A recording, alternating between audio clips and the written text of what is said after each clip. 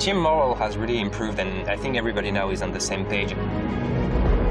지금 멤버로는 당연히 만족을 하고 있고 저희 멤버로 아직 보여줄 수 있는 거를 아직 다 보여준 건 아니라고 생각하기 때문에 아직 I'm very exciting now. The biggest thing that's been right for us is probably the addition of Helios. Our communication is just a lot smoother. I'm now very confident for my team. They're doing great. Like, they're carrying me like half the time. We have a lot of improvements still to do, but it's a good foundation. Being complacent is the worst thing that can happen to any team, and I just want to keep just not feeling like we're better than everybody else, and I think that's the mentality we need.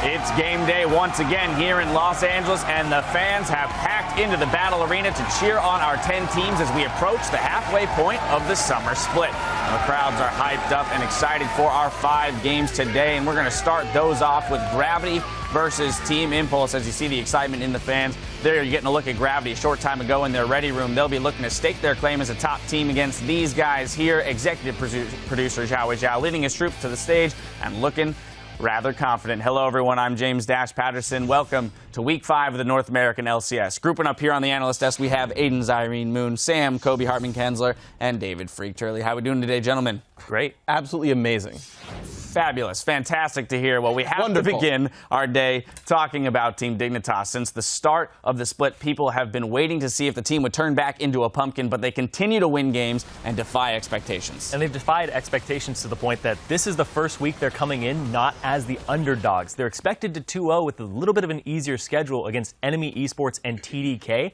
Given their performances and their improvements lately for Dignitas, these are games they're expected to win. It's true, and the thing is, as you go further into the split, they play the top teams again, and Dignitas actually have a pretty good record against these top teams. Like, it's weird, right now in the North American LCS, it feels like there's just a top 5. There's just like 5 really good teams, and they just kind of beat each other over and over again. So even if Dig has like a 0-2 week where they lose to CLG and TSM down the line, that doesn't mean they're a bad team. There's just a lot of really good competition here. Their shot calling's strong, their individual skill is okay, and it makes them one of the better 5. Yeah, I definitely agree. I think that one of the things that we haven't seen from Dignitas before is that the last 2 days, last week, they had really clear team compositions. And that's something that we haven't seen from Dignitas a lot before. Rika was a great addition, and they were also able to execute the game plan for those compositions as they saw before getting into the game. And of course, another big story this week came from Team Solo Mid, who announced that they're shopping around for a new AD carry. So we have to wonder how that will weigh on Wild Turtle's mindset going into the games this weekend. Yeah, first up, I want to talk about Wild Turtle's play in general, because in the spring split, to me, he was the #2 AD carry in North America. I actually likened him to the legendary Chinese AD carry Uzi. He was a very aggressive player, but the risks almost always paid off. This split, and then that's happening. He's got 40% more deaths per game than spring split. He does 30% less of his team's damage than the previous split. He's actually the least damaging AD carry in the North American LCS right now. And TSM's winning games. Like, AD carries have a free ride to dealing damage when your team wins games. And Wild Turtle right now, he's playing too risky. The risks aren't paying off. It's obviously showing in the statistics. His teammates obviously recognize it. I like the style, but it's clearly not working right now. I want to see what this does for Wild Turtle's mentality, though. Is he one of the people who steps up under the pressure and tries to deliver, or is he the guy that it puts him in his own head and he's overthinking everything? Yeah, we'll have to see. TSM are hoping to retake first place this weekend from their arch rival CLG, who ended last week in first place, the first time the organization has ended the week in sole possession of the top spot. Now, they do have their work cut out for them, though. First today with Team Liquid and TSM tomorrow. Yeah, I mean, CLG, they are the first place team right now in North America, but CLG, along with almost all of the other top teams in North America, have been winning games with, fairly big bloopers while they win these games. There are individual mistakes like Smithy tunneling into the base, that could cost you. And I would have to say that for any North American team to remain at the top of the standings, there's no way you can say it's a very stable position because of these, uncharacteristic mistakes that will just pop out in, even games that they are successful in. Well, let's take a moment to pull up those standings and take a look at the field. As we mentioned, CLG holds first place, followed 1 game back by Team Dignitas and TSM in second. Now sharing fourth is Gravity and Liquid with Team Impulse in sixth.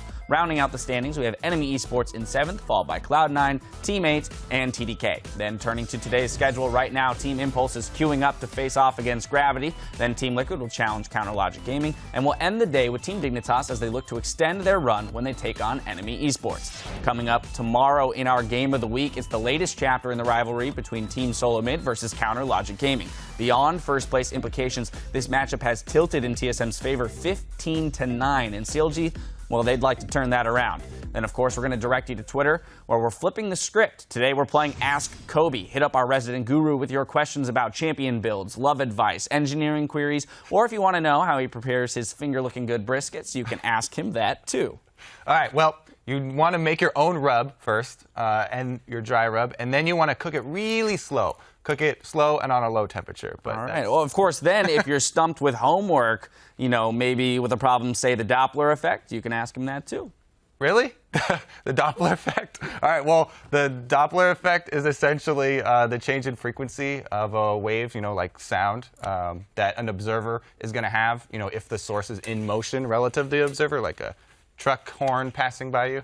All right, there you have it. See, that was my homework question for the day. Send us your questions, and we'll be picking a few out for Kobe to answer later in the broadcast. Tweet us at LOL Esports and use the hashtag AskKobe. Let's send it out to our casters, though, to get the games underway.